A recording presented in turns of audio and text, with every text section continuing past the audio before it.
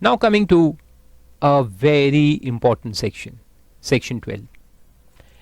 Place of supply of service where location of supplier and recipient is in India.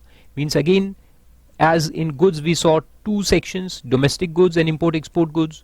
So here also we'll see two sections, 12 and 13. So 12 deals with the domestic services. Domestic services. That is where the service provider and the recipient both are in India. Like I am giving service to you in India. So I am also in India, you are also in India. So in our case, section 12 will apply. Okay, so in short, we'll call them as domestic services. The supplier and the recipient are both in India. Okay, so first we'll see this. And in section 13, we'll see that if any one of these is outside India, either supplier in India and recipient outside India, or supplier outside India and recipient in India, then how to determine the place of supply. And these two are very interesting sections, long but very interesting. Lot of different kinds of services are given there. For each type of service there is a different rule which you'll have to follow. There is a general rule and there are specific rules. So for certain services there are specific rules, so there you have to apply the relevant specific rule. And if there is no specific rule for your service, then you will come under the general rule.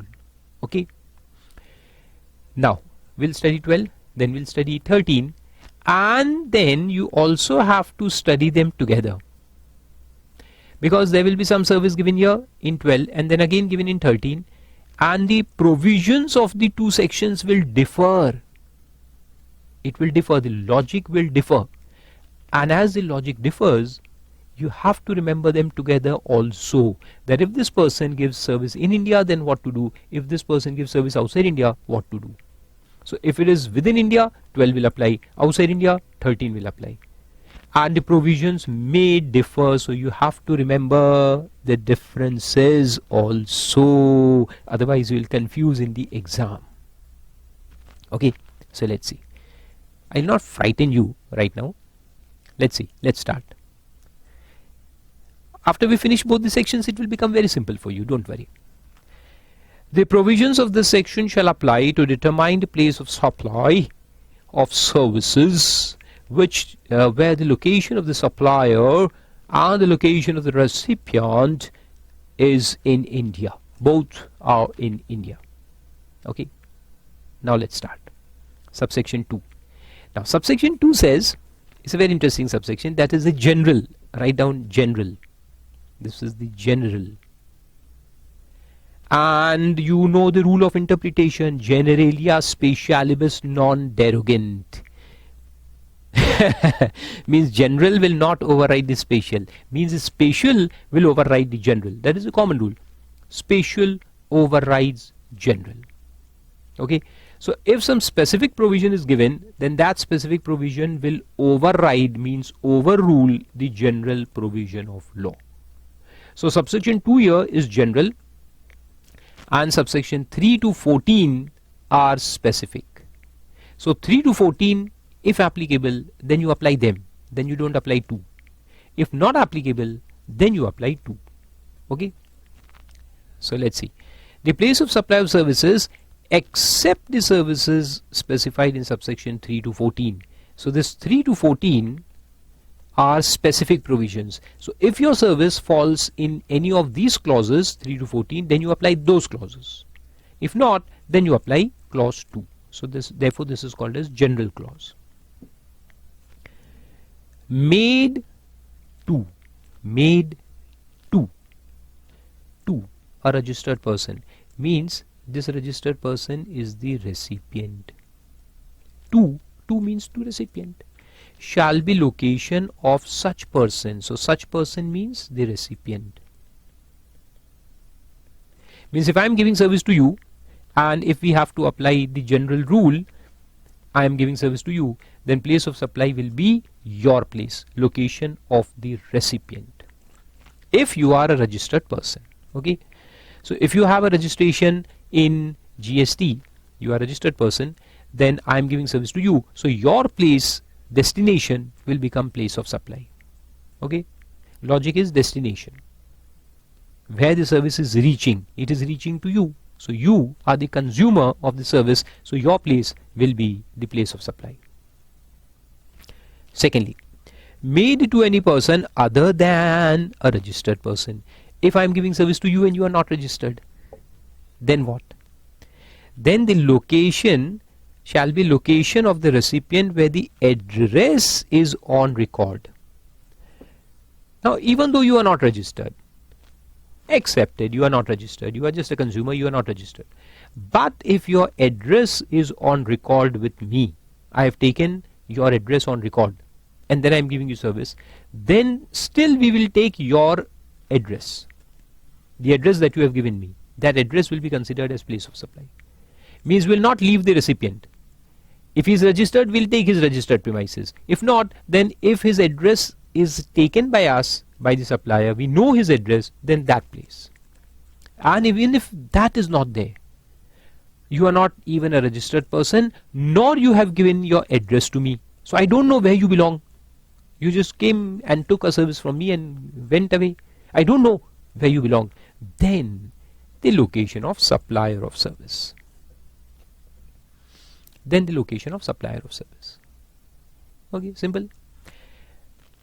So we will not make charts here. Charts are already given in the book. Following the section, charts are given. So we'll see them in the analysis part. Okay, but right now you've just put it in your head. So 3 points have to be seen. 3 points. Number 1, are you a registered person? If yes, then you are registered address. If not, then is your address available with me on record? There are certain kinds of services where we take the address of the recipient. I take your address. So if I have taken your address, I know your address, then that place. If that is also not available, then since I don't know where you belong, then it will be my place, supplier's place. Okay, great. Now starting with subsection 3. Now each subsection will have a different kind of service. So you have to remember what kind of service is covered here, and then what is the place of supply. The nature of service and its place of supply. Nature of service and its place of supply. Likewise, you will have to remember, understand, remember, and understand how to apply to a question which may come in the exam. Okay, questions will again be application based. So let's see. Place of supply of services. A, directly in relation to an immovable property. In relation to an immovable property. Immovable property means what? Land building. Land building. Land building. So these are the services which are directly in relation to a building or a land. So what are these services? Let's see. Including. So they have first said directly, any service directly in relation to immovable property, including these. So these which are given here are examples, are illustrations. Then there can be more. Any other service also in relation to immovable property. It will come under this rule only. Okay. Including services provided by architects. So architect service means the designing service in relation to immovable property which is to be constructed. So we are talking about both immovable property which is existing and an immovable property which is yet to be constructed. Okay, both will be covered here. Both are covered. So architects. Then interior decorators who will do the interior decoration. Then surveyors who survey the property. Engineers for construction purpose. And other related experts. Other related experts. So there can be so many experts like structural engineer and this and that. Then estate agents. Estate agents who buy and sell the, who help us buy and sell the property, give the service of buying and selling. Any service provided by way of grant of rights to use immovable property. So even the renting will come here. Right to use means renting. So renting of immovable property for business purpose, that is taxable. So that will come here. But renting of residential house is not taxable. So there is no need to determine place of supply. but grant of right to use immovable property. So this will cover leases and rentals of buildings for commercial use, or for carrying out or coordination of construction work. Carrying out means you are a construction company carrying out construction. So lot of services are covered here.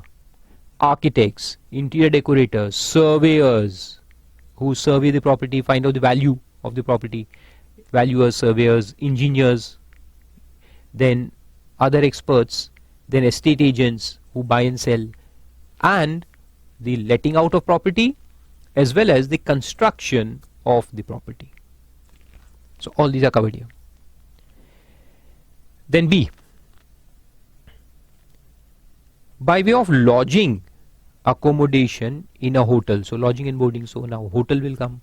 This is also immovable property, na? Hotels are immovable properties. So lodging, accommodation by a hotel in guest house, homestay, club, campsites, or by whatever name called. So you can call it as a tent, you can call it by any name. If it is let out for commercial use on per day basis, it will come here. Hotels, inns, guest houses, homestays, club, campsite, and any other similar type of accommodation.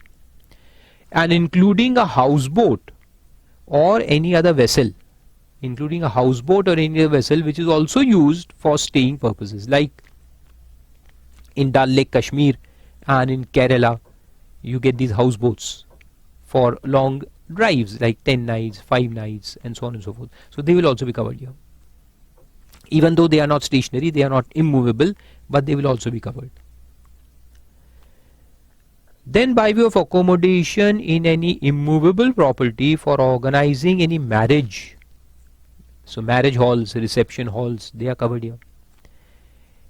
For organizing any marriage or reception or matters related thereto, official, social, cultural, religious or business functions, means convention centers and all, marriage halls, convention centers, they will be covered in clause C. Including services provided in relation to such function at such property, means any ancillary service in relation to such functions will also be covered here. And lastly, any service ancillary to the services referred to in clause A, B and C above. Any ancillary services will also be covered, like decoration service. So letting out of the hall is there, so then there is a decoration service, because hall has to be decorated for marriages. So decoration service, lighting service, electrification services, and so on and so forth. Any service which is ancillary to these letting out shall be the location at which the immovable property or the boat or the vessel, as the case may be, is located or intended to be located. Like for architect, the building which is yet to be constructed, so he is giving service for a building which is yet to be constructed. So what will be the location of the architect service? The place where the proposed building is to be located. Right? Simple. So let's take some examples on this. Like for example, we'll talk about architect. So there is a person in Nagpur who wants to construct a property, immovable property in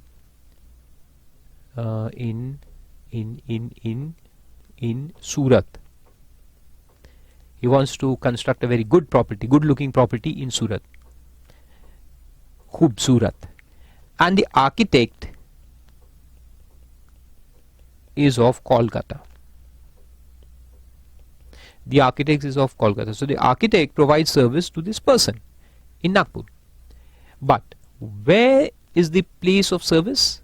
The place of service will be Surat, the place where the immovable property is located or intended to be located.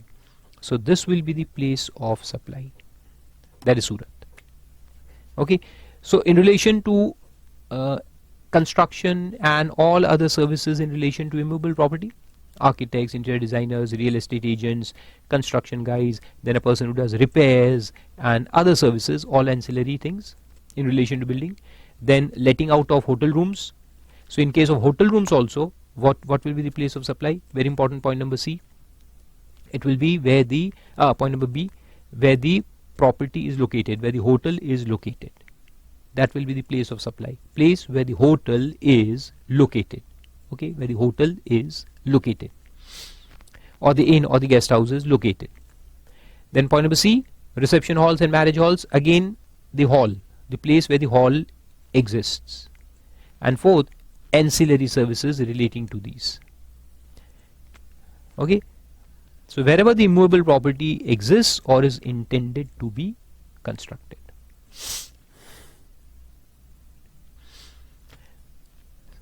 Similarly, in case of boat and vessel also, the situation of the boat or vessel has to be seen. If the boat is in Dal Lake, then service is given in Kashmir. If the boat or the vessel, the ship, is in Kerala backwaters, service is given in Kerala. Simple. And then comes a proviso. Very interesting.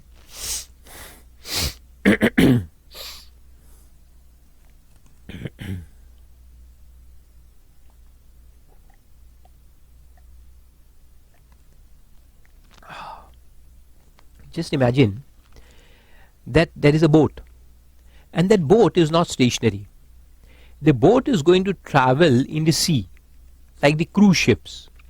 You know the cruise ships, star cruise ships, where there is a swimming pool and all the tennis court and this and that, lot of facilities are there, and a good bedroom suite is also there. The suite is there, and all the eating and drinking and everything is there. Enjoyable ship. Now that ship is traveling from Gujarat port right up to Kerala, and you have booked that ship and you're staying on that. So the ship is giving service to you. Okay, they have sold a ticket of 33,000 rupees to you. So you are going to stay on board the ship for 9 days, and this whole journey is going to take 9 days. Then what will be the place of supply of the service? What will be the place of supply? Gujarat, where the ship starts, it commences, or Kerala, where it ends, or each state through which it passes in the territorial waters. Which place? So let's see. The proviso says that if the location of the immovable property or the boat or vessel is located or intended to be located outside India, first proviso is simple, outside India, the place of supply shall be location of the recipient. And then the explanation. Okay, let us read this explanation first, because I have given the example of that. So we'll read the explanation first, and then I'll explain the proviso also. See, where the immovable property or boat or vessel is located in more than one state or union territory, the supply of services shall be treated as made in each of the respective states or union territories in proportion to the value for services separately collected or determined in terms of contract or agreement entered into in this regard, or in the absence of such contract or agreement on such other basis as may be prescribed. On such other basis as may be prescribed. Now see, we'll take some examples of this. Like one example I've already given you, that the vessel, the ship is traveling from Gujarat to Kerala. Right? Gujarat to Kerala, it's going to travel. So you have booked a 10-nighter cruise liner, and in these 10 nights it will be covering different spots. The ship is going to go through the territorial waters of different states. So then where should you pay the tax? Place of supply is the ship. But ship is not stationary, it is moving. So then what is the place of supply? So it will come here, as may be prescribed. It will come here, in such manner as may be prescribed. Now what the government is prescribed here? Government is prescribed that in case of moving ship, you have to count the number of days it is in the territorial waters of different states. So as I said, that the total period is 9 days. So if we say that for the first 3 days it is in the Gujarat territorial waters, then for the next 3 days in Maharashtra territorial waters, then another 2 days in Karnataka territorial waters, and then 1 day in Kerala territorial waters. 3 plus 3 plus 2 plus 1, total 9 days. So then the value which is taken will be apportioned accordingly in this ratio, and you have to pay tax in different states accordingly. Very interesting.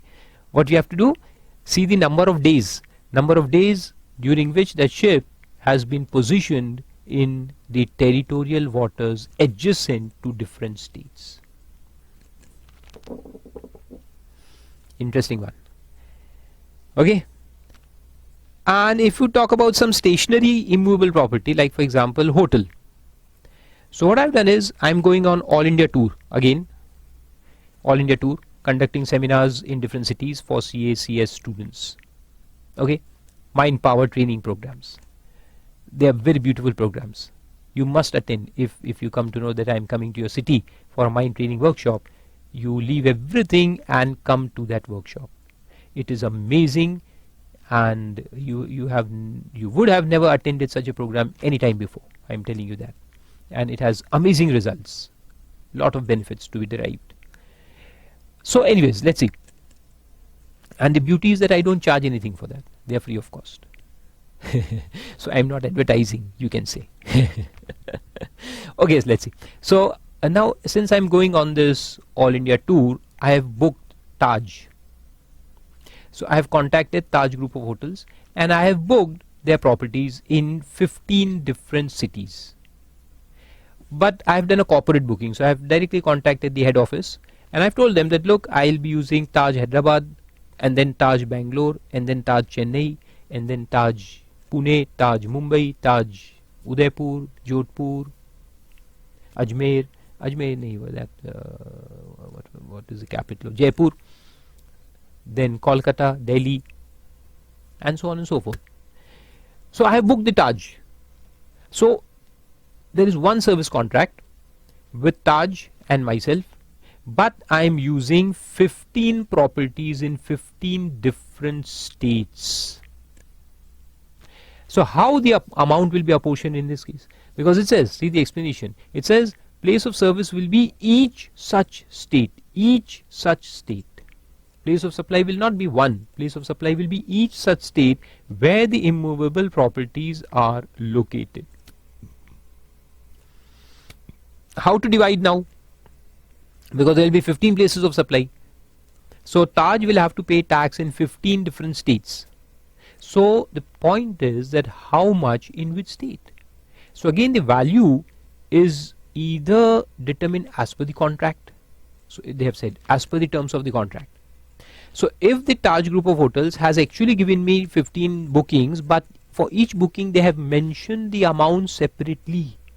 If they mention the amount separately, like for Taj Hyderabad 4,600 per night, Taj Bangalore 9,000 per night, Taj Chennai 16,000 per night, Taj Udaipur 28,000 per night, and so on and so forth. So if they mention the amounts separately in the invoice, then that will be the division as they mention. So on the respective amounts, the liability will arise in different states. Okay, and if they don't mention it separately, if the amounts are not mentioned separately, then we'll have to determine the same on the basis as may be prescribed. So government can make rules for prescribing how to divide the values. So understood this point? Explanation? Good. Now come to this proviso. What the proviso says? That if the immovable property or the boat or vessel is located or intended to be located outside India, if it is intended to be located outside India, means there is a person who is constructing a 5-star hotel in Dubai.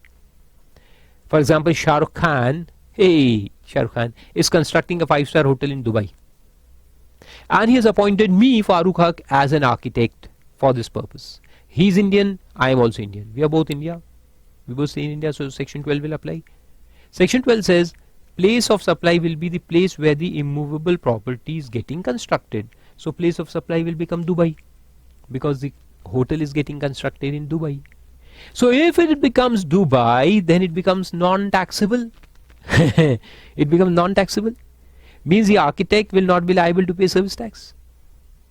So government says, Is this the case? Is it the case? If the property is outside India, then it will not be taxable in India.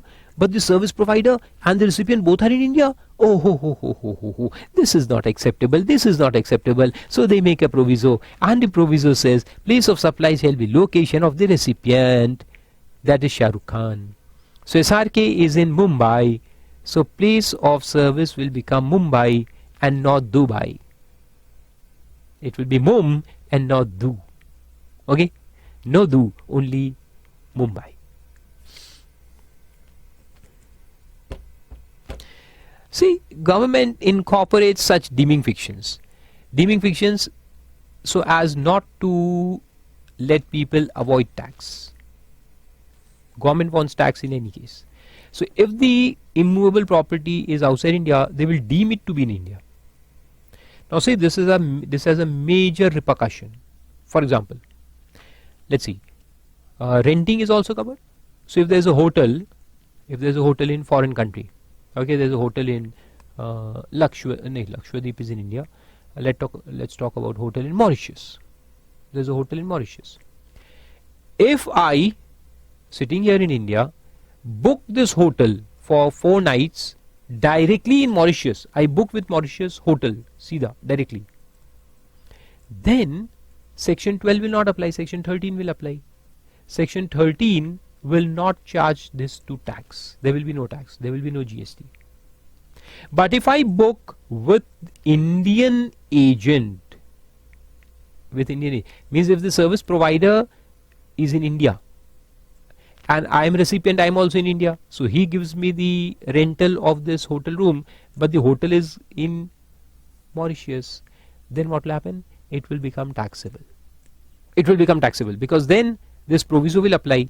We have to take the recipient's location. Recipient is myself. I am the recipient of service. So my location will become the place of supply, hence taxable. Okay. So let's see some examples on this.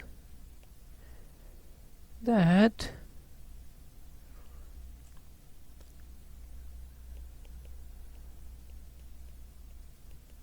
the immovable property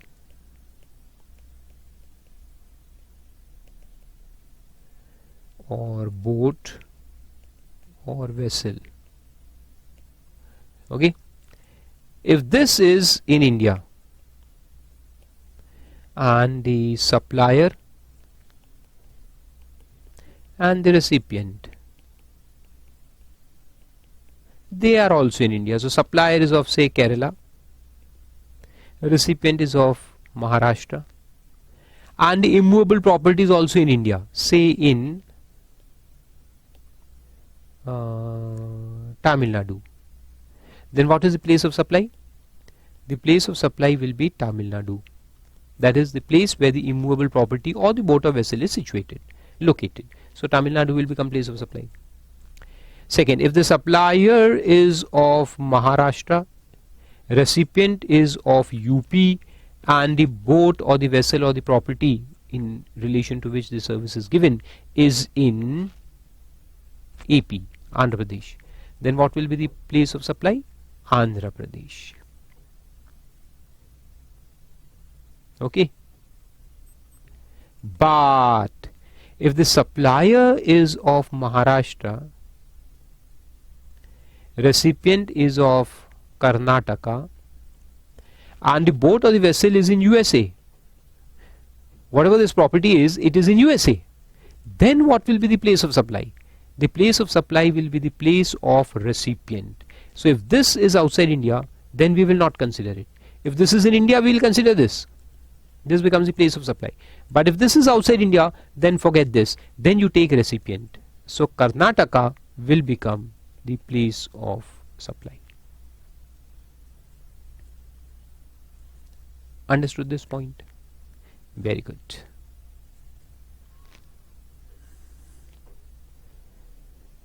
Then let's come back.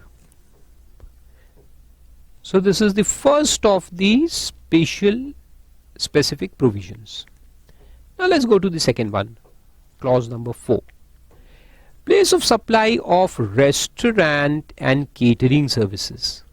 Restaurant and catering service. personal grooming service, fitness service. Personal grooming, what will come in personal grooming?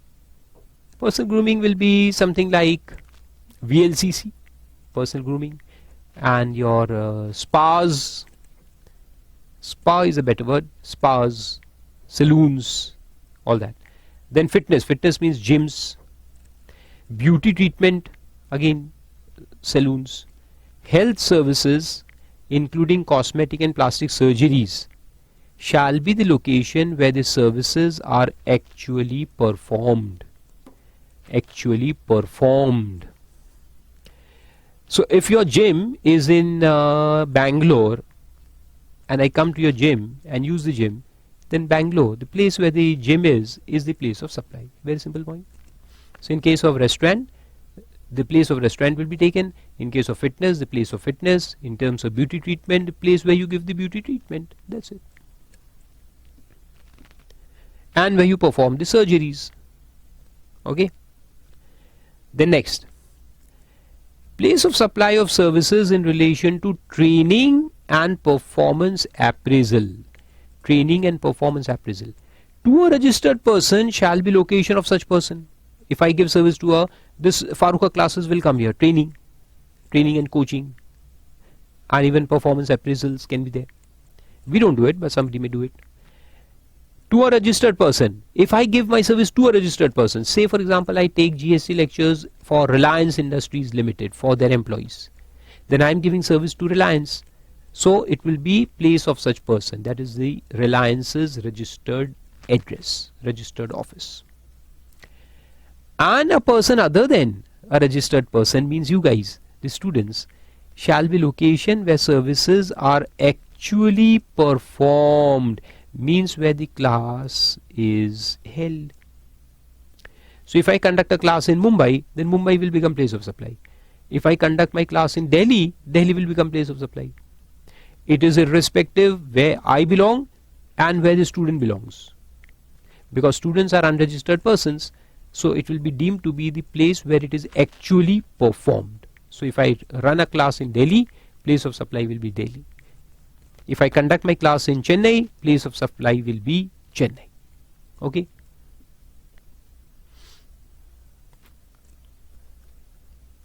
Then the place of supply of service. Wait a second. Also discuss one point that look, I am Farooq Haque. I have my main class in Nagpur, but I go to take a crash batch in Delhi. So for that crash batch, what will be the place of supply?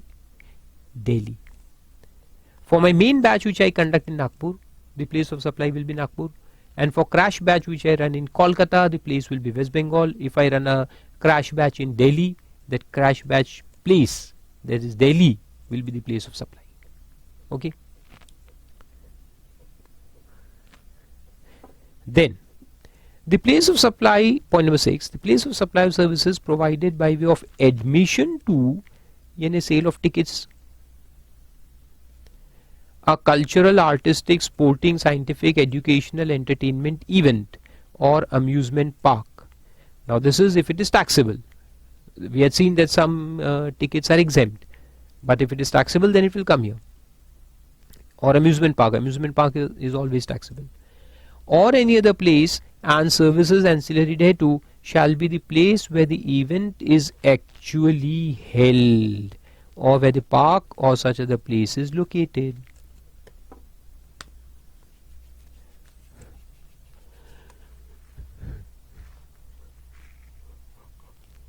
Let's take an example. I go to Ramoji Film City. Have you been to Ramoji Film City? It is in Hyderabad, near Hyderabad somewhere, outskirts of Hyderabad. So if I go there and pay some 1500 rupees as entry ticket to go inside and entertain myself, then the place of supply will be that place where the Ramoji City is existing. Okay. Similarly, if you come to that amusement park in near Mumbai and Pune, in between, a very big amusement park is there. Something with I Magica. Yes. That is the name, iMagica. Okay. So if you go to iMagica, pay the entrance ticket and go there, then place of supply will be iMagica. Simple. So that is point number 6. So admission to cultural, artistic, sporting, scientific, educational, entertainment event or amusement park. Now amusement parks are always taxable, but in cases of some of these events there was a limit of 500. Remember? So if it is more than 500, then it is taxable. So when taxable, you'll have to see the place of supply. So place of supply will be where it is actually held or where the park is actually located. Where the event is actually held or the park is actually located. Okay? Simple. Then next one. Clause number 7. The place of supply of services provided by way of organization. Underline the word organization. Organization of a cultural, artistic, sporting, scientific, educational or entertainment event. Now as you can see, is there a similarity between 6 and 7? Just check. Read 6 again. 6 is also cultural, artistic, sporting, scientific, educational, entertainment event. And here also it is the same thing. Cultural, artistic, sporting, scientific, educational or entertainment event. Okay, somebody will say that here there is amusement park, here there is no amusement park. Don't be amused by that. Ha! It's a bad joke. These points are similar, but see the difference. Clause 6 applies to admission service. Therefore, I have written tickets, sale of tickets. So this is admission and this is organization. That's the difference. This is admission and this is organization.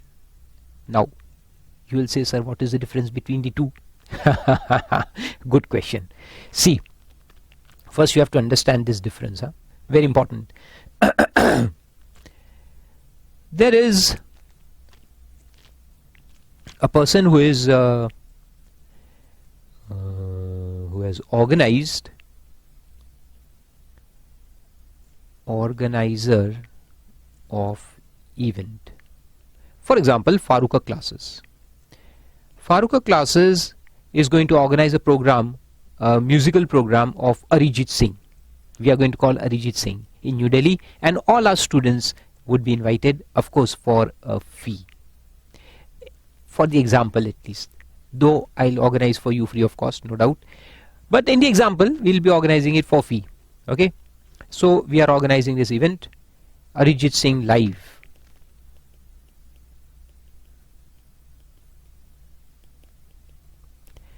And we will sell the tickets for admission to the program. So the tickets are kept at 1000 rupees per person. And for our students, FHC students, we'll give a discount of 50%, so 500 rupees. Okay? Or maybe 700 rupees. Okay, so we are organizing this event. So what service I will be giving to you guys? Admission service. So though the word is organizer, but I am going to give you admission service. So the people who will come, the customers, the buyers. So there will be one service given by the organizer to these customers. And what is the service? What is the service? Admission service. Admission to event by selling tickets. Okay. Now the question is that who is going to organize this? Who is going to actually do the work in relation to organizing of this event? Who will set up this pandal and this and that and the musical system and bring the Arijit Singh and make arrangements for his stay in the hotel and so on and so forth. There are so many arrangements that are required. So for that we'll employ an event manager. An event manager. This event manager who is employed by us will give service to us. And this service is organization service. organization of event. So they are event managers, they will organize the event for us. So there is Mr. Batra, who is the organizer. I'll appoint him as an organizer, that you do everything in relation to this event. So the event is the musical show, live performance, and this event manager is going to give me organization service. Okay. So place of service of this service, the admission service, will be determined as per clause 6. Okay, so 11(1)(6) will apply here. And this service which is given by the event manager to me will be governed by 11(1)(7). Now understood the difference between the two services? The organizer gives admission service to the customers who will come buy tickets and attend the program, and the event manager gives organization service to the organizer. So though the name of this person is organizer, but actually the organization service means taking care of all the things which are required will be done by the event manager, who will give service to us. Understood? Now you will ask me, sir, is it necessary to always appoint an event manager? No, it is not necessary.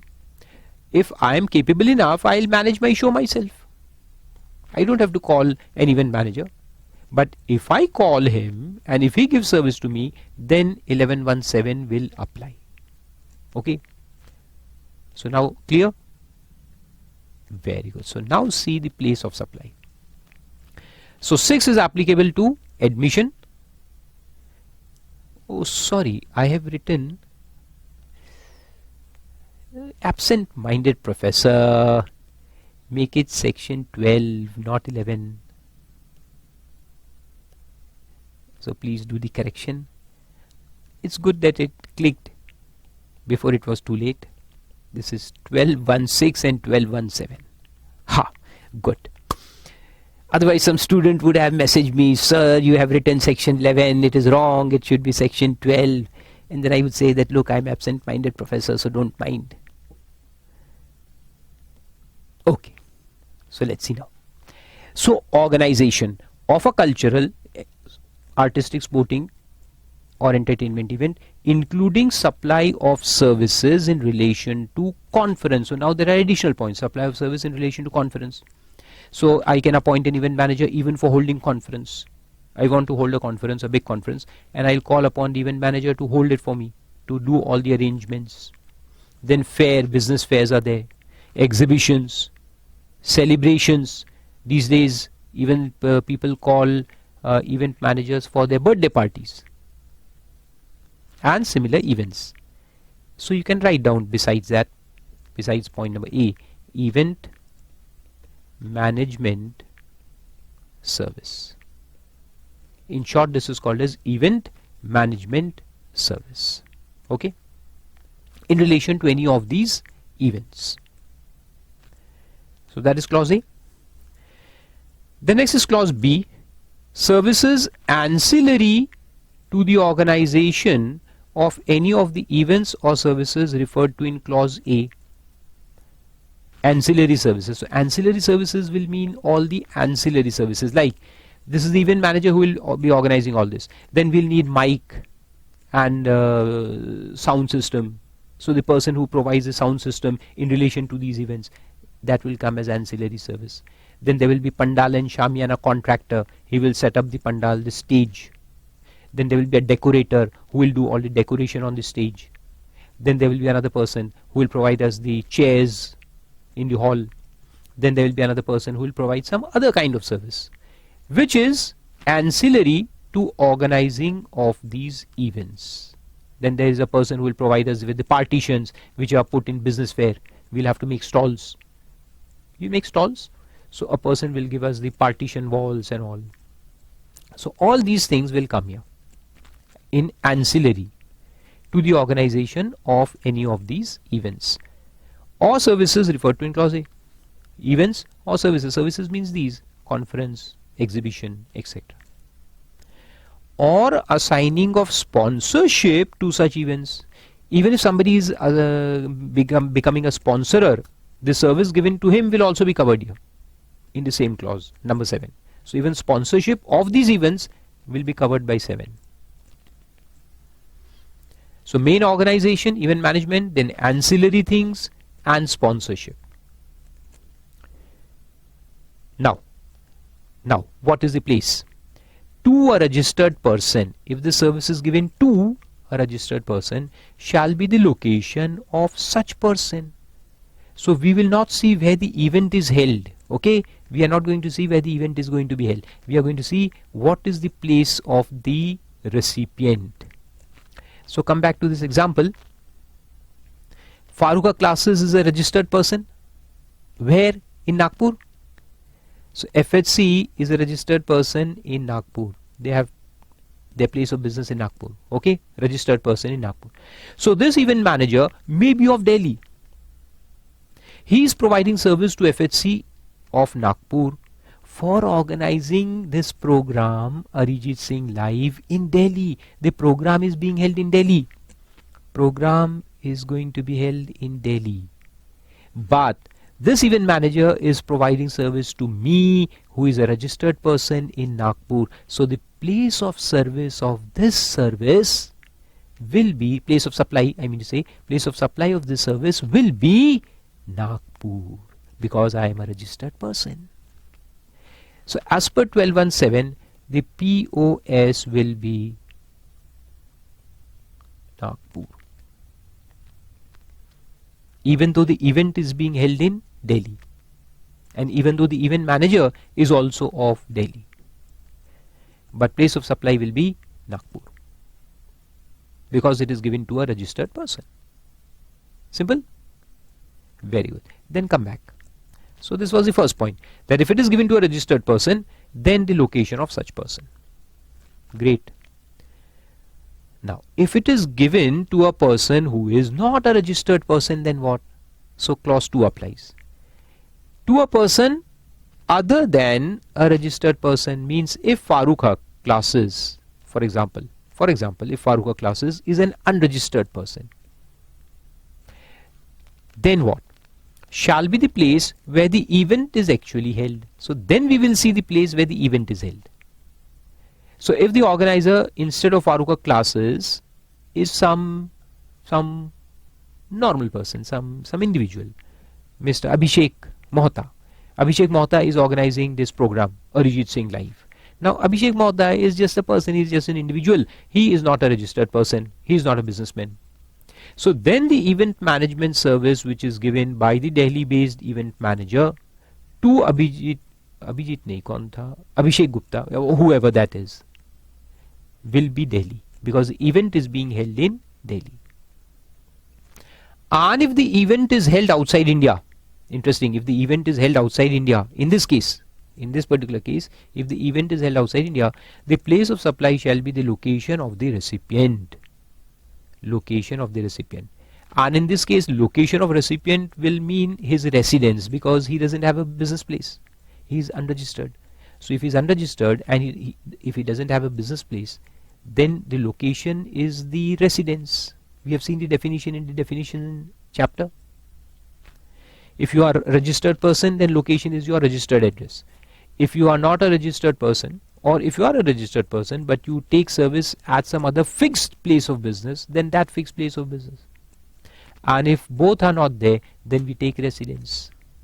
Okay. So we can make a small chart, but before that we'll see the explanation also. And anyways, the charts are given in pages to come.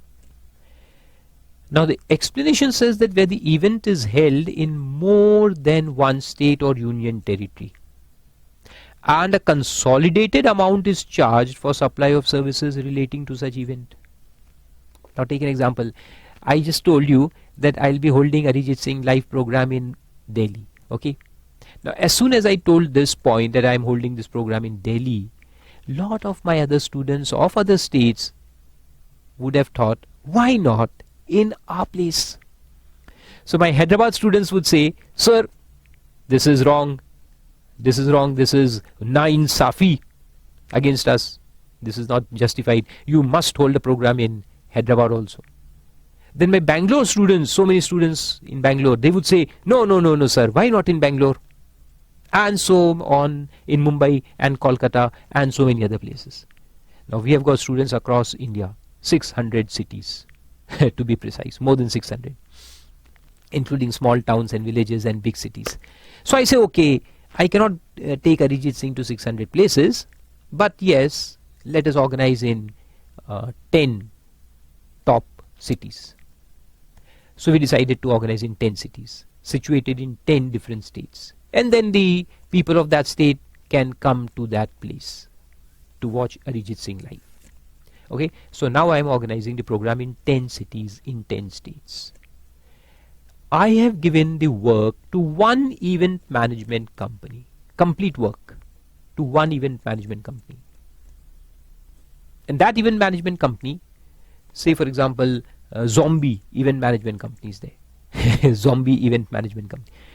So they have quoted me a price, consolidated price of handling all these programs for me. Good. So now the question arises that what will be the place of service? Now if they provide service to me, a registered person, then of course the place of service will be Nagpur, because my registered address is in Nagpur. So event can be held in 10 different states, doesn't make a difference. The place of service, place of supply will be in Nagpur because I am a registered person. Okay. But if the service is taken by that Abhishek Gupta, who was the unregistered person, that is where this second clause apply, which says that the place will be the location of the event where the event is actually held. Okay. So if the event actually held is taken, that means that the event is held in 10 different states. So each state will become place of supply. So the problem arises how to divide the value, because the event manager has taken consolidated amount from me. I mean to say from Abhishek Gupta. So then which place will be the place of supply and for how much amount? So for that this explanation says, what it says, let's see.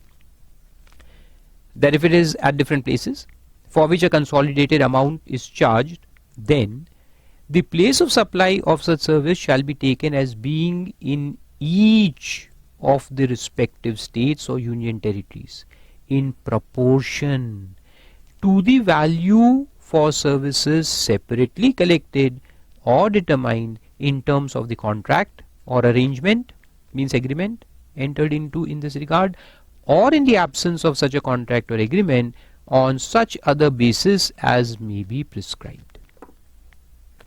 Such other basis as may be prescribed. So either you do as per the agreement. Now if the contract which has been entered into between the event manager and Abhishek Gupta, who is organizing this whole program, if the contract says that the event manager is going to give you service in these 10 different places, and these are the amounts that it is charging for these 10 different places, somewhere 1 lakh, somewhere 2 lakh, somewhere 5 lakh, somewhere 20,000, 80,000, so on and so forth, and the consolidated amount of 11 lakh 78,000. So if the amounts have been divided in the contract, then we will follow the contract. So we will say that for this value the place of supply is this, for this value the place of supply is this, and for this value place of supply is this. Okay. So as per the agreement or the contract. And if there is no such agreement or contract, then it will be divided in such a way as may be prescribed. Means government has the power to make rules for this purpose, which we'll see later on in valuation chapter. So understood? 3 important points. If the service is given, the event management service is given to a registered person, then his place. If given to a non-registered person, then where the event is held. If it is given outside India, then the place of recipient. Then the place of recipient. So let's make a small diagram for this. I'll explain to you. Event management to a registered person,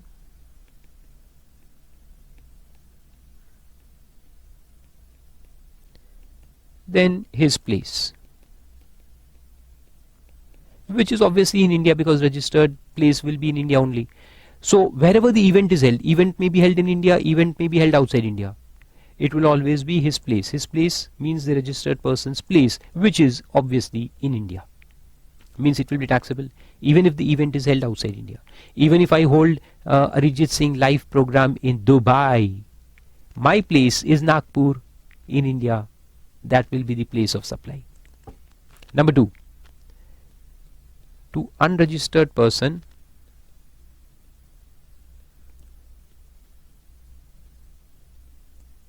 in India, I mean to say the event is in India or the event is outside India.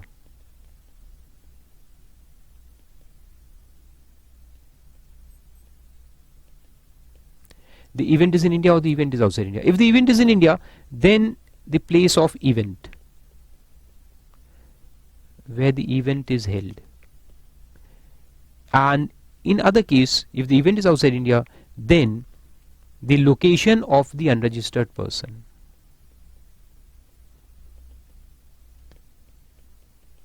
Location of recipient means basically the address, the home address of the recipient,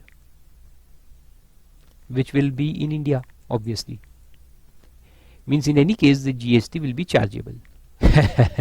Even if the event is held outside India, it will be chargeable to tax in India. So see the hidden points. Even if the event is outside India, it will be chargeable to tax in India. In both the cases, here also and here also. Because in this case, in any case, we are going to take the place of registered person, which is India only.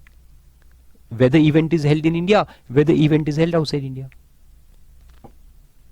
And for unregistered person, it is specifically mentioned that it will be taken as location of recipient in India if the event is outside India. And if the event is also in India, then the place of event. Okay, so this is the law. Now the question will not come like this. Question will come in application form. So they will give you the full details.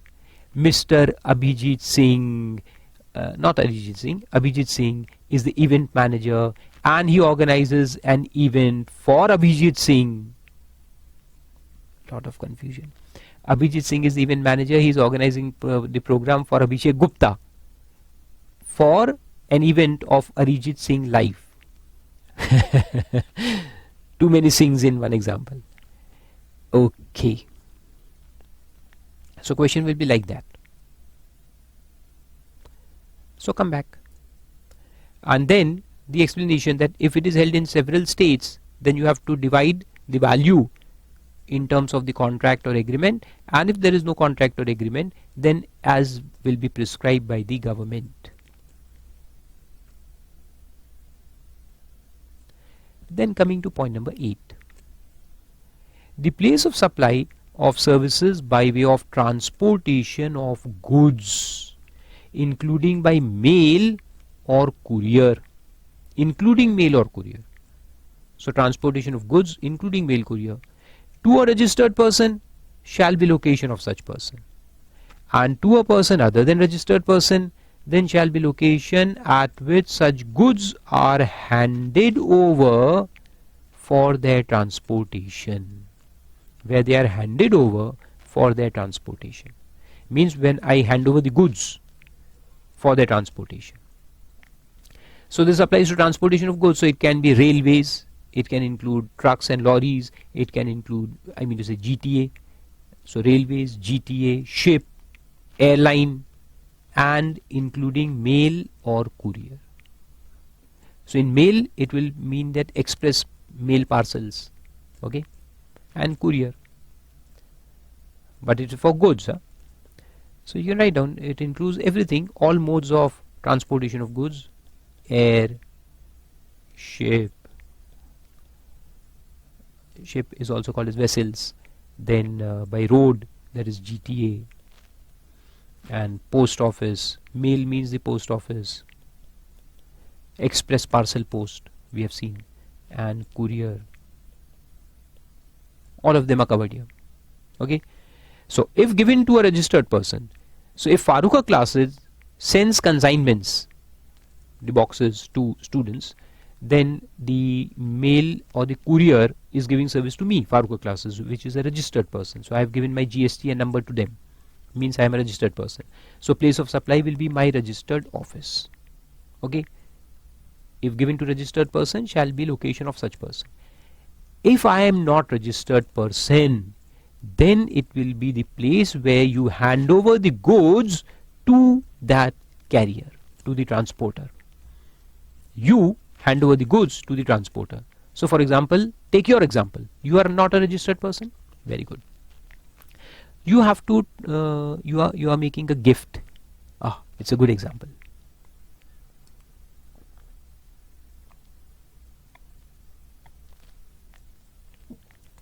You want to send a gift of a motor car.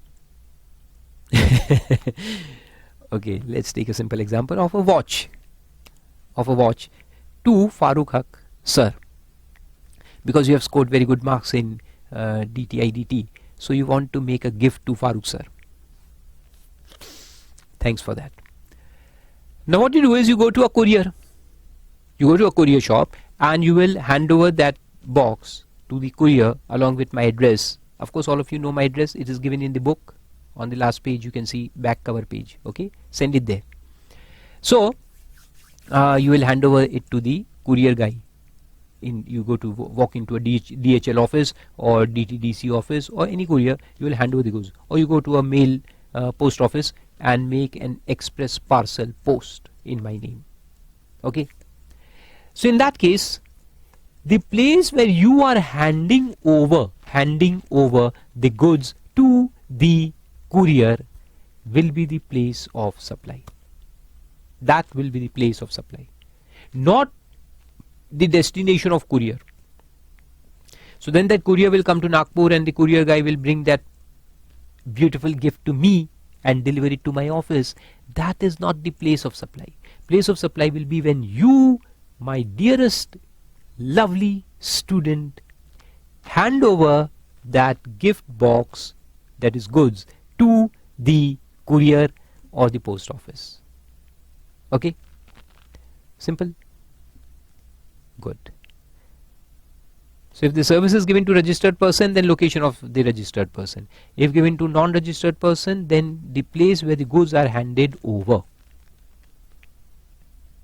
for their transportation. So now you'll remember this point. Very good. The next is place of supply of passengers transportation. So now we come to bus. So now you write down all those things: bus and aircrafts for transportation, ships, railways, but the taxable ones. So in railways, if you travel by general bogie, it is not taxable.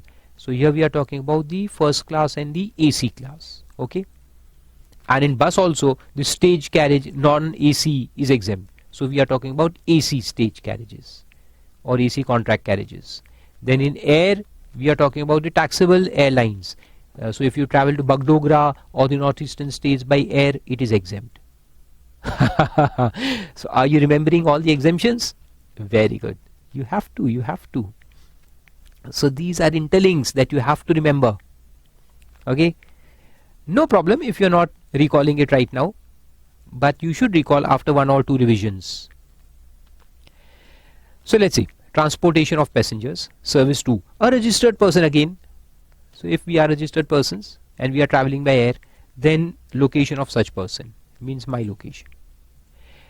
And to person other than registered person means you, the unregistered person, shall be the place where the passenger underline embarks on the conveyance for a continuous journey. Embarks means where you go on the plane, where you go on the train, where you go on the bus. So when you climb the train, when you climb the bus, that is the place of supply, where you are embarking. So it doesn't matter where you stay. Now you may be a resident of Bangalore, but you are taking a flight from Hyderabad to Delhi. So Hyderabad will become the place of supply because the flight is going from Hyderabad. So the place from where the flight will start, embarks, you will embark there. So that place will be the place of supply. Okay. For a continuous journey. Now the definition of continuous journey comes into picture. Do you remember definition of continuous journey? Continuous journey means where there is no break. So if you are traveling from Hyderabad to Delhi, and after 2 days you will come back to Hyderabad. So these will be considered as two separate flights. Two separate. They will not be called as a continuous journey. The return journey is a separate journey. So in the first flight where you are traveling from Hyderabad to Delhi, the place of supply will be Hyderabad. And the second flight you will embark from Delhi and come back to Hyderabad. So you will embark the plane in Delhi. So Delhi will become the place of supply. So for the first leg, Hyderabad is the place of supply. For the return leg, Delhi will be the place of supply. Understood? This is in case of unregistered person. The normal travelers, the picnic travelers, the travelers. But for business travelers, it will be the location of such person. So it doesn't matter where I am catching the flight from and where I am going. It will always be my address, the place of the location of the registered person. So when Farooq Haque classes means my company name, UID Solutions Private Limited, when we book ticket in the name of UID Solutions Private Limited, it's a business travel. I'll have to enter all my GST and numbers and all details. It's a business. I'm a registered person. Then the place of supply will be my address. That is Nagpur. Even if I travel from Bangalore or I travel from Bombay or I travel from Hyderabad, doesn't make any difference. My place, Nagpur. Okay. And if I am not registered, I'm just a traveler, a picnic traveler, then embarks. Okay. So in goods it is when the goods are handed over, and in customer means passenger, it is when the passenger is handed over. Means when the passenger embarks the conveyance for a continuous journey. And there is a proviso also. Provided that where the right to passage is given for future use, right to passage means the ticket. When the ticket is given for a future use and the point of embarkation is not known at the time of issue of the right to passage, the place of supply of such service shall be determined in accordance with provisions of subsection 2, means the general rule. Then you will apply the general rule. That is the place of recipient, and if that is not available, then the place of supplier. The general rule will apply. Okay, now let us understand what this is. This is a right to passage for future use. So what airlines do is, they sell these coupons. They take advance money and sell coupons. And they say that, okay, you can encash this coupon at any point of time. So you first pay the amount and take coupons. Now these coupons are normally sold at a very discounted price. For example, a coupon of maybe 2,500 rupees. One coupon of 2,500 rupees, and that entitles you to book one flight anywhere in India. So I've got this coupon book. I've purchased 10 coupons. Very good. So when I bought these coupons, it gives me the right to passage. It gives me the right to passage, but I don't know which flight I am going to catch because it is not mentioned.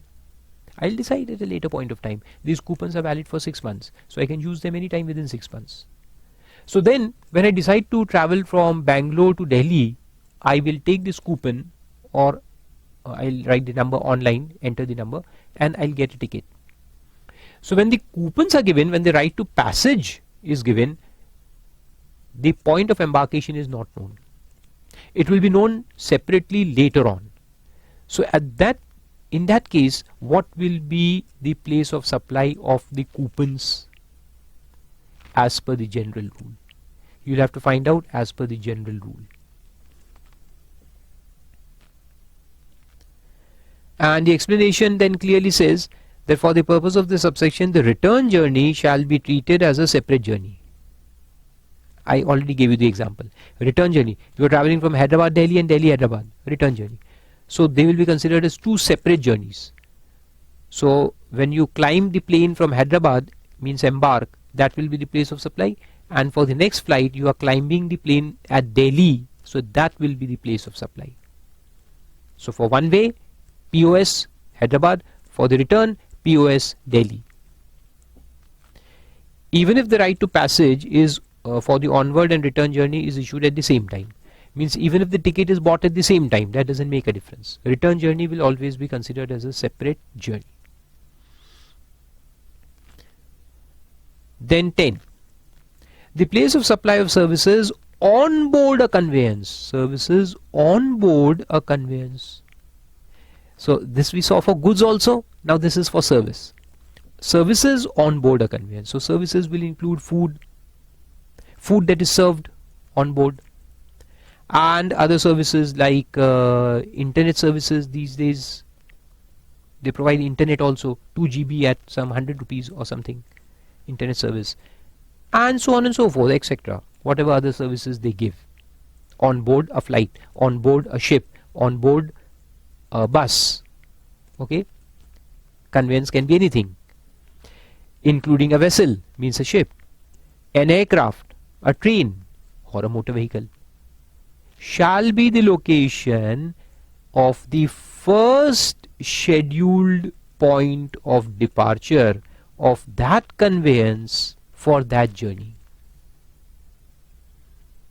First scheduled point of departure of that conveyance for that journey.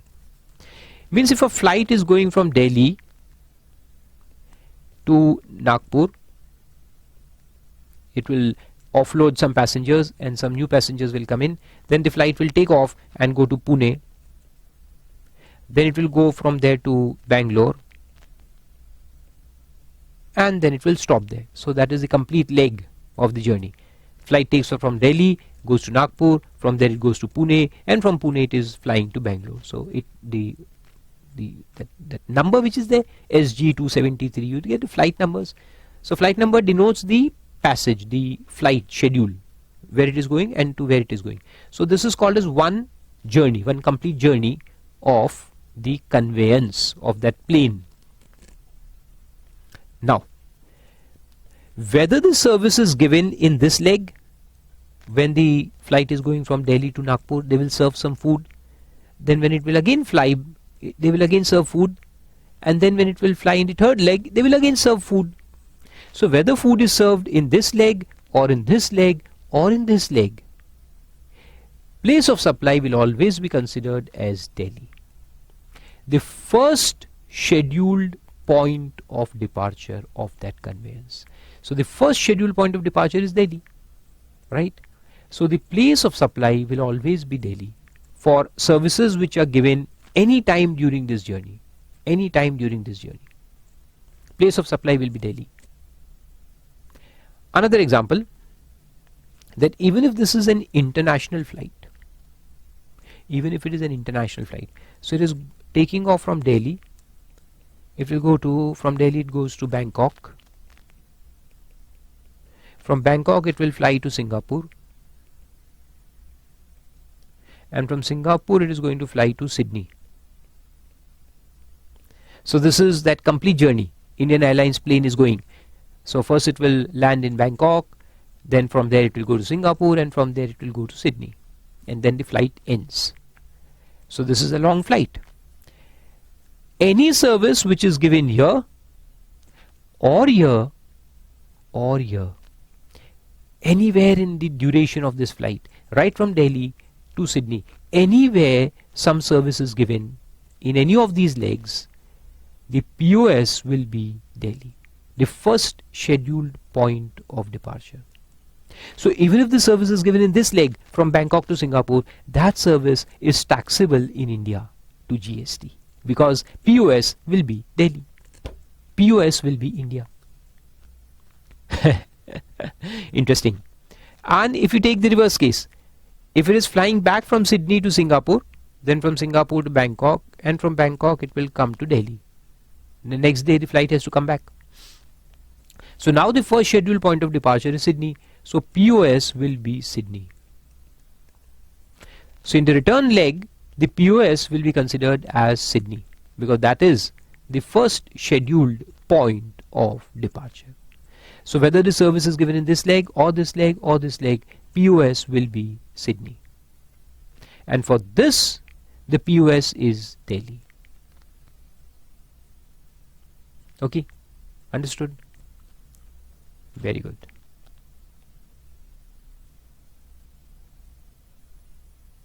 First scheduled point of departure. Now if you compare it with goods, what it says, when the goods are taken on board, for goods it was taken on board. So place where the goods were taken on board is the place of supply. So if I compare this, let's see, if we are taking this flight.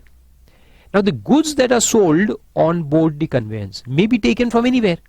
Goods can be taken from Delhi, goods can be taken from Bangkok, goods can be taken from Singapore or at Sydney. Goods can be taken at any place. So for goods, the rule is different. Place of supply for goods taken on board at Delhi will be Delhi. But if some new goods are taken on board at Bangkok, the place of supply will be Bangkok, if those goods are sold later on. Understood? So in goods, it is the place where the goods are taken on board. It can be taken anywhere.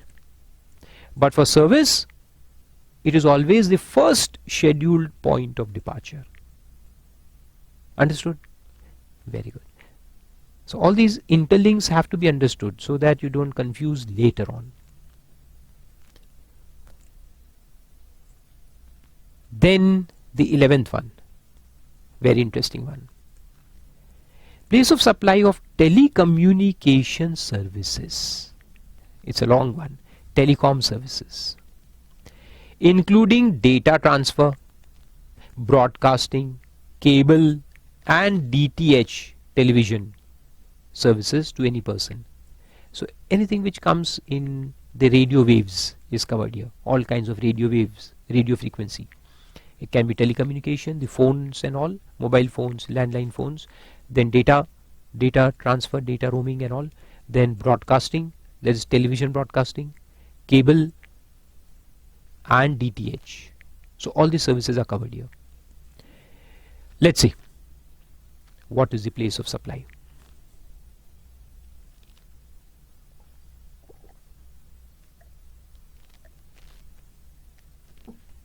First point, in case of service by way of, underline, fixed landline communication, fixed telecommunication line. So just imagine fixed telecommunication line, those old dabbas we used to have, that red telephone, tring, tring, okay, hello, then somebody used to sing, More piya gaye rangoon, वहाँ से किया है telephone, तुम्हारी याद सताती है, जिया में आग लगाती है. I'm a bad singer, don't worry. So by way of fixed telecommunication line or leased circuits are also like broadband connection, leased circuits, it's a line. Internet leased circuit, cable or dish antenna which are installed, cable TV comes through cable, dish antenna which is installed, DTH. Be the location where the telecommunication line or the leased circuit or the cable connection or dish antenna is installed for receipt of services, the installation. So here comes all the fixed lines and the broadband connections. You can say broadband, leased internet means the broadband, and cable, dish antenna. It is always depending upon the installation, right? These things are installed. So the place where they are installed will be the place of supply. Simple. If it is installed at my home will become place of supply. If it is installed in my office is the place of supply. If it is installed in my branch office, the branch office is the place of supply. Simple. Next, in case of mobile connection, mobile, for telecommunication and internet services provided on postpaid basis. So mobile, first of all it is mobile, and secondly it is postpaid, underline postpaid. So there is a bill, the bill comes and we pay the bill, postpaid. Be the location of billing address. of the recipient of service on record of the supplier of service. So as it is postpaid, the billing address is there. So the billing address is the place of supply. Simple, billing address. Third, in case where the mobile connection, so again first of all it is mobile, it is not fixed, it is mobile. For telecom, internet, DTH, etc., etc., are provided on prepayment basis. Prepayment. You use your phone on prepayment basis. Prepaid cards. You put talk time 20 rupees, 30 rupees, and then make a call. Right? So that is prepaid. Through a voucher. Underline voucher. Voucher. These are the vouchers that you get from any shop. You scratch them. You put the number. Right? Or any other means. Can be voucher or any other means. Nowadays it is available on different means. You can just call up and get it filled. Through a selling agent.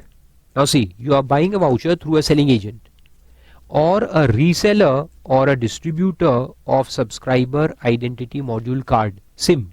Subscriber identity module means in simple words SIM card. Or recharge voucher. Be the address of the selling agent. Now that selling agent can be a pan thela wala. And these are pan thela walas, the chai walas and the samosa walas. Everyone has those vouchers. Idea, Airtel, they have the small vouchers, coupons. So you purchase from them 10 rupees voucher, scratch it, put the talk time and then make a call. And then you say, please call back. Then you shut it down because you have only 10 rupees.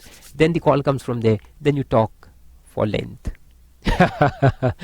So what happens is that you went to a chai thela. Just imagine you went to a chai thela or a pan thela or a kirana shop or some small outlet. You took a voucher. And then you recharged. So that place, selling agent's place, will be the place of supply. Underlines address of the selling agent or the reseller or distributor, whatever the name may be, as per the record of the supplier at the time of supply. Simple. They know where it is being sold from. Idea knows that who is the selling agent. Okay. Or by any person to the final subscriber, be the location where such prepayment is received or such vouchers are sold. So now the second point is that there is no selling agent. The idea company doesn't have their appointed selling agents. They have given the vouchers to Tom, Dick and Harry, and any person who is there, he is selling to the subscriber. That is you, the user of the phone. So here the difference is selling agents, reseller or distributor, which are appointed by the Idea or Airtel, etc. And here it is any person, any Tom, Dick and Harry. To the final subscriber means you, the user, the customer. If that is the case, then the problem is that we don't know the address of this person. It is not on record now. If we have appointed say 5,000 selling agents, we have their address on record. But if we don't have an agent registered with us, we have just supplied the vouchers to any person and they are selling it. We don't know who they are, where they are. So then the place of supply shall be the location where such prepayment is received or such vouchers are sold. Wherever the prepayment is received, that will be the place of supply. Wherever the payment is received, prepayment is received by the company, Idea company, or the vouchers are sold.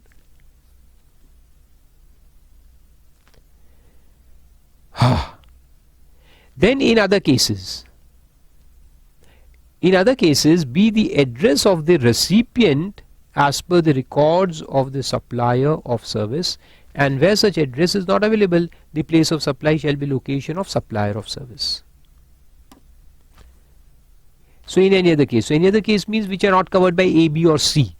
So anything which is not covered by A, B and C will be covered by D. So this is the residual point, that if it is not covered in A, B, C, normally everything will be covered in A, B, C. But if something is not covered, then it will come in D. If the recipient's address is available, then that place. If not, then supplier's place. So this is the general rule, you can say.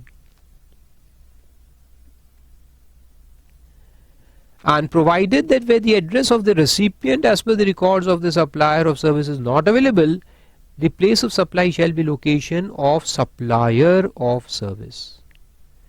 And second proviso says that this is similar to this, D point.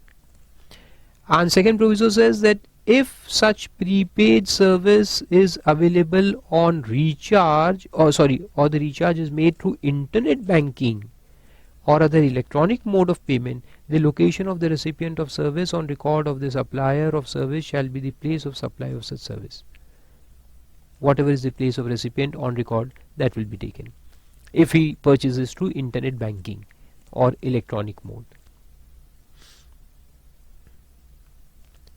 And the explanation says that where the lease circuit is installed in more than one state or union territory. Now, if I take internet services from my Nagpur office and my Bombay office and my Pune office, as well as my Delhi office and my Kolkata office and my Hyderabad office and so on and so forth, then what?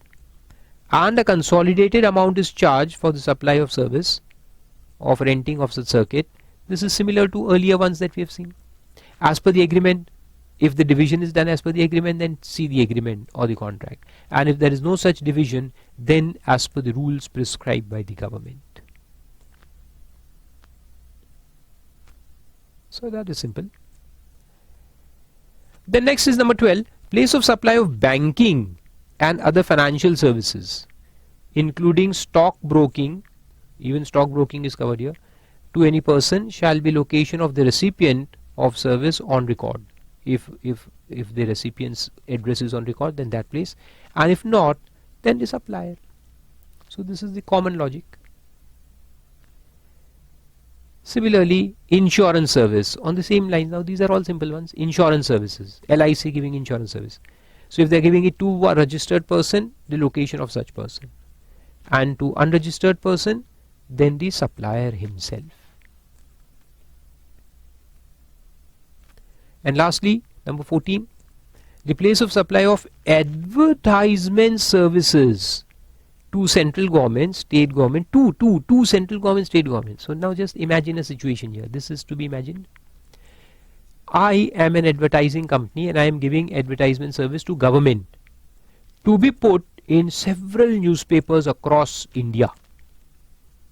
Government is going to put advertisement with Prime Minister's face on one side and some ministers here and there and some material written, and this ad will go in several newspapers across India, and I am charging X amount from the government for this placement service, news agency service.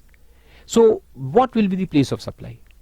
Similarly, I can distribute some documents on behalf of government, like leaflets, pamphlets, that we can distribute in several places. So what will be the place of service? Or I can put holdings on behalf of the government, holdings in different cities, in different states. What is the place of supply? So for that you have to see this point number 14.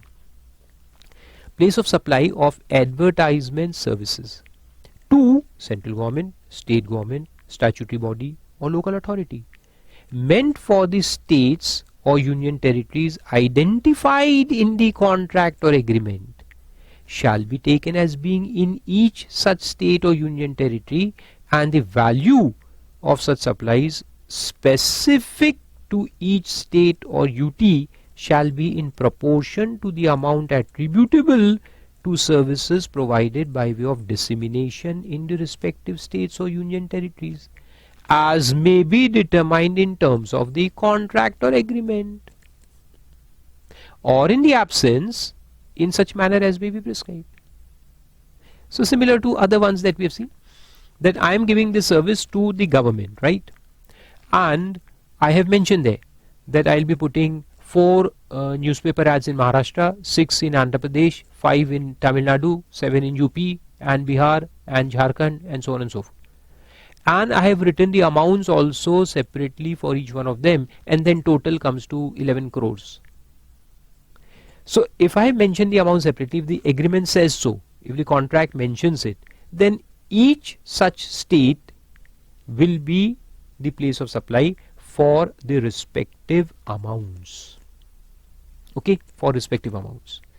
And if the agreement is silent, if the agreement doesn't say so, I have just taken 11 crores from the government of India for putting ads and for putting holdings and for leaflets distribution and so on and so forth, and even for pasting the stickers on the railway,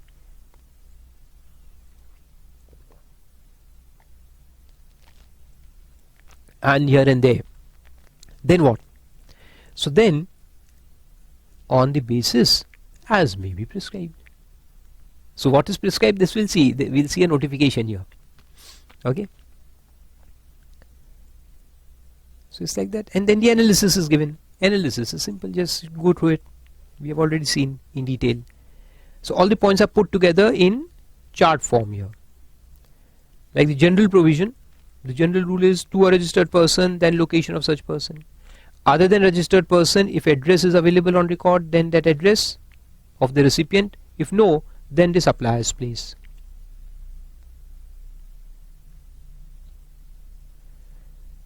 Then second point, immovable property or boat or vessel located in India, location of immovable property seen. Outside India, then recipient. And if it is in more than one state or union territory, then you have to divide.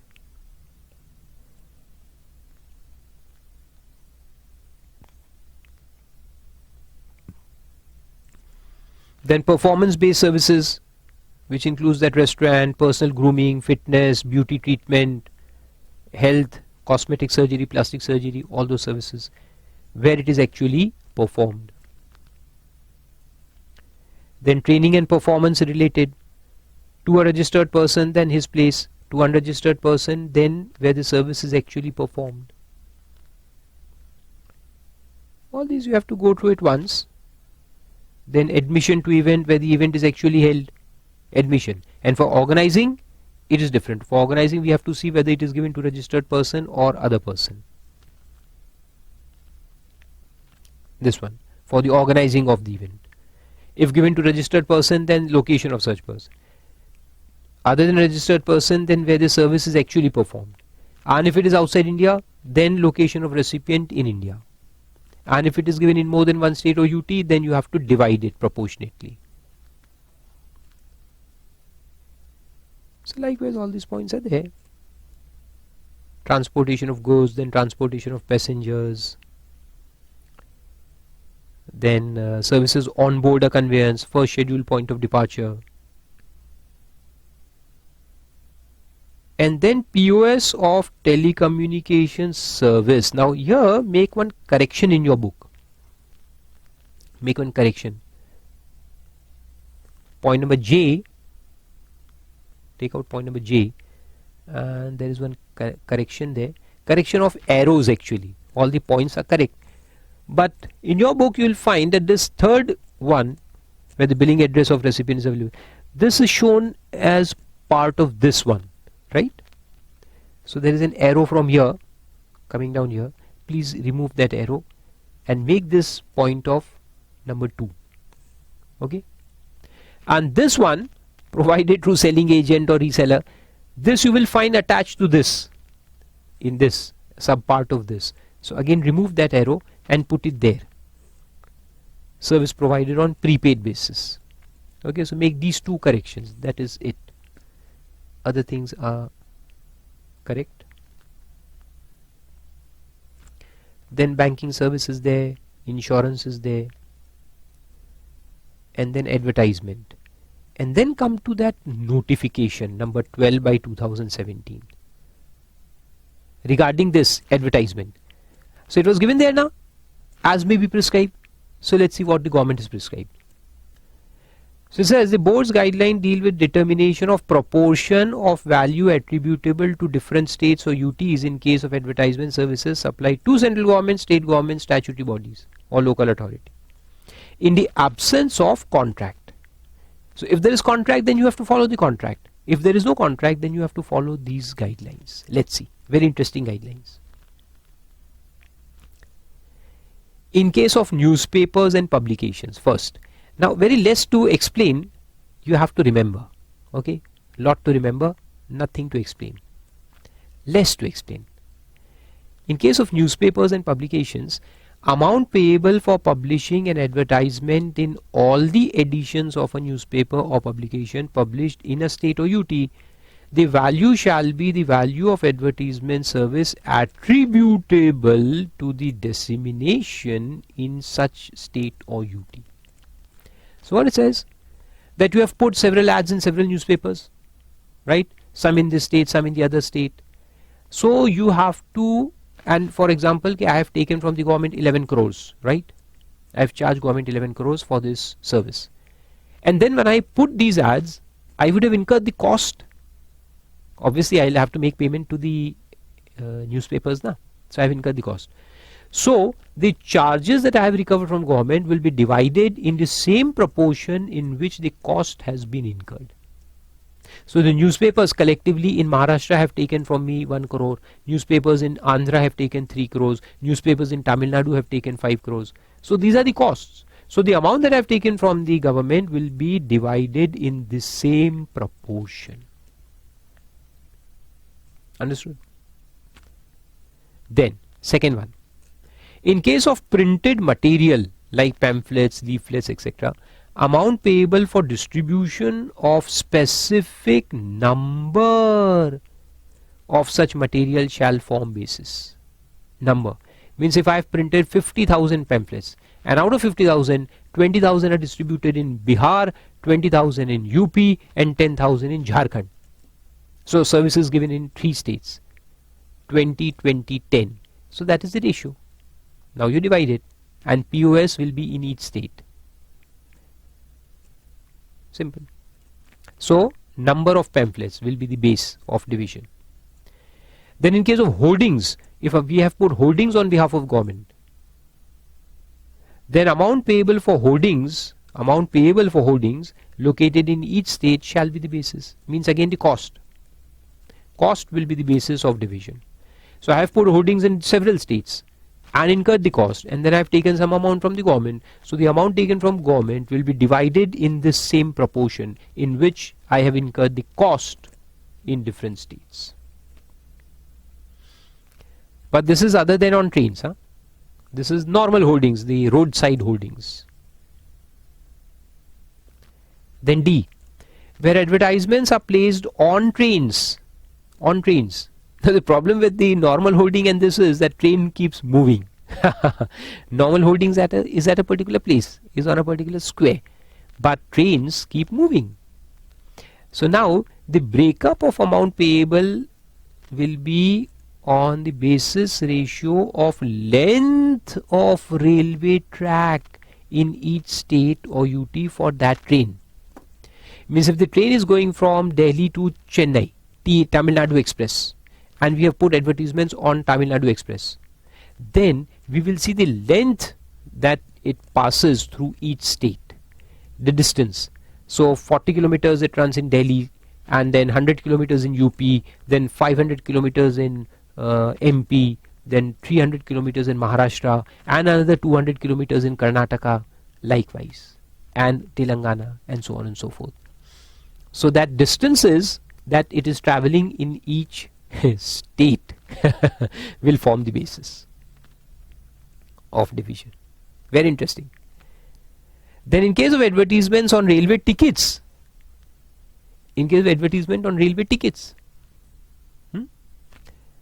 the backside of railway ticket, then the breakup calculated basis of ratio of number of railway stations in each state or UT. How many number of stations there are in each state or UT, that will form the basis of division. Just imagine how difficult the calculation is. Then, in case of advertisements on back of utility bills of oil and gas companies, etc., like electricity bills and gas bills, there is advertisement on the back side of it. Then amount payable for advertisements on bills pertaining to consumers having billing addresses in such states. How many consumers are there in Bihar? How many consumers in Andhra? How many consumers in Maharashtra? That will be the base. The number of consumers. Then in case of advertisement on television channels, television channel, same shall be determined on the basis of viewership in each state. How many people view the television in each state? Now how we are going to find out this, I don't know. There must be some data with the government regarding the viewership in each state. So we'll divide according to that. Then amount payable to cinema halls or screens in multiplex. If the ads are placed in cinema hall and screens, then ratio of internet subscribers and telecom subscribers in each state and UT will be the basis. How many telecom users are there in Maharashtra? How many telecom users are there in Andhra? How many are in Bihar? How many are in UP? How many are in West Bengal? And so on and so forth will form the basis. Very difficult. But the notification is there, so you have to read it. And then followed by the questions. So questions are same. They are all theory questions and on each particular point. So we have seen total 13 points. Subsection 2 is the general, and then 3 to 14 are specific ones. So question may come on each of them and you have to write accordingly. So questions are very simple. I will not go through it. You can easily read at home. But you have to read at least once, so you know how to answer. Great. So this was section number 12. And now in the next lecture we'll deal with section number 13. Okay. All these you have to read.